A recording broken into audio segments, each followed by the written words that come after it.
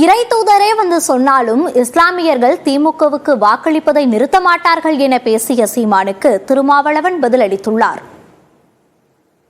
அவங்க 5 கடமையில 6வது கடமை திமுகவுக்கு போடுறதுன்னு முடிவு எடுத்துட்டு இருக்கும்போது இறை தூதரே வந்து திமுகவுக்கு போடாதீங்கன்னாலும் நீங்க இறை தூதரே இல்லைன்னு என் மக்கள் சொல்லுவாங்களே ஒழிய அது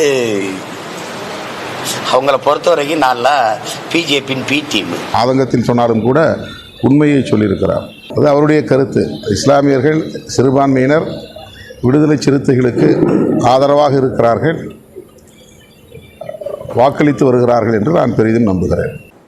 5 மற்றும் 8ஆம் வகுப்புகளில் கட்டாய தேர்ச்சி முறையை மத்திய அரசு ரத்து செய்துள்ளது. இதற்கு கல்வியாளர்கள் மத்தியில் எதிர்ப்பு எழுந்துள்ள நிலையில் தமிழ்நாட்டில் பின்பற்றப்படும் நிலை குறித்து பள்ளிக்கல்வித்துறை அமைச்சர் அன்பில் மகேஷ் பொய்யாமொழி விளக்கமளித்துள்ளார்.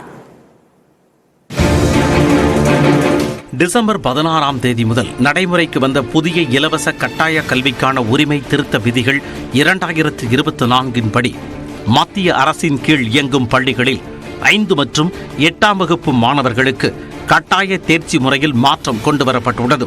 அதன்படி மத்திய அரசு பள்ளிகளில் 5ஆம் வகுப்பு மற்றும் 8ஆம் வகுப்பு மாணவர்கள் ஆண்டின் இறுதி தேர்வில் தோல்வியடைந்தால் அவர்களுக்கு 2 மாதத்திற்குள் மறு தேர்வு வாய்ப்பு வழங்கப்படும்.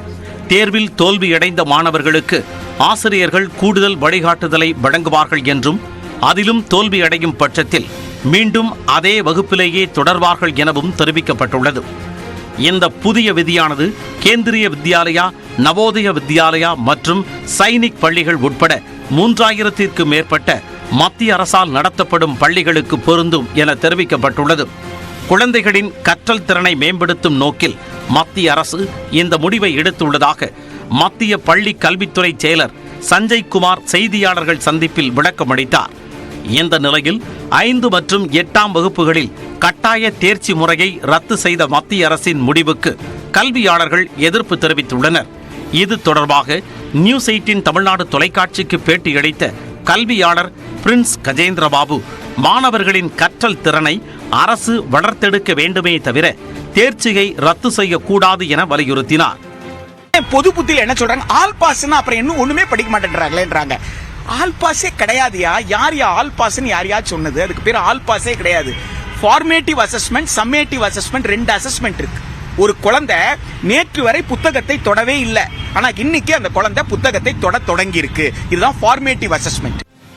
மத்திய அரசின் இந்த முடிவால் இனிமேல் பள்ளிகளே கோச்சிங் சென்டர் போல் மாறும் அபாயம் இருப்பதாக கல்வியாளர் ஜெயபிரகாஷ் காந்தி தெரிவித்தார். ஸ்கூல் இனிமேல் கோச்சிங் சென்டர் மாதிரி தான் வாய்ப்பு இருக்கு. அடுத்தது ஸ்டூடெண்ட்ஸுக்கு பார்த்தீங்கன்னா எந்த ஒரு அகாடமிக் ஆக்டிவிட்டியும் இருக்காது. இப்போவே நிறைய ஸ்கூல்ல பார்த்தீங்கன்னா இந்த 10th ஸ்டாண்டர்ட் 12th ஸ்டாண்டர்ட் ஸ்டூடெண்ட்ஸுக்கு எந்த ஒரு ஆக்டிவிட்டியும் நடத்துறது இல்லை.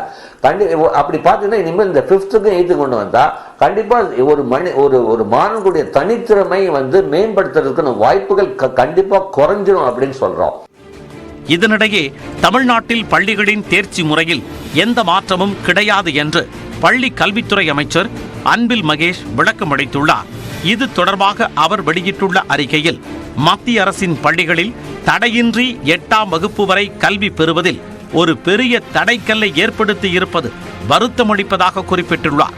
எனினும் மத்திய அரசின் இந்த நடவடிக்கைகள் தமிழ்நாட்டில் செயல்படும் மத்திய அரசு பள்ளிகளை தவிர பிற பள்ளிகளுக்கு பொருந்தாது என்று உறுதிப்படுத்தியுள்ளார். தமிழ்நாட்டில் தற்போதுள்ள தேர்ச்சி முறையே தொடரும் எனவும் கல்வி கற்பதற்கு உகந்த சூழ்நிலையை ஏற்படுத்துவதுதான் திராவிட மாடல் அரசின் இலக்கு எனவும் அமைச்சர் அன்பில் மகேஷ் குறிப்பிட்டுள்ளார்.